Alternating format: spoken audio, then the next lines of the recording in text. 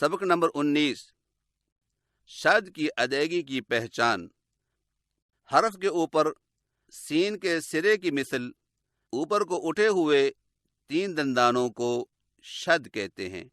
शद वाला हरफ पिछले हरफ से मिलाकर पढ़ा जाता है और इसके पढ़ने का तरीका ये है कि पिछले हरफ को शद वाले हरफ के साथ फौरन मिलाते हुए हल्का सा दबाव पैदा करें और दबाव के फौरन ही बाद शद वाले हरफ पर मौजूद हरकत को मजबूती से अदा करें, जैसे एस, इस, उस। और याद रखें कि शद वाले मीम और नून को पढ़ते वक्त गुन्ना करें, यानी नाक में आवाज जारी करें।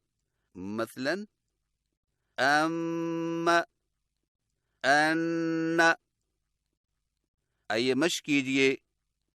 अख, इख, उख, अस, इस, उस, अव, इव, उव, अग, इग, उग, अत, इत, उत, अक, इक, उक, अव, इव, उव, अम,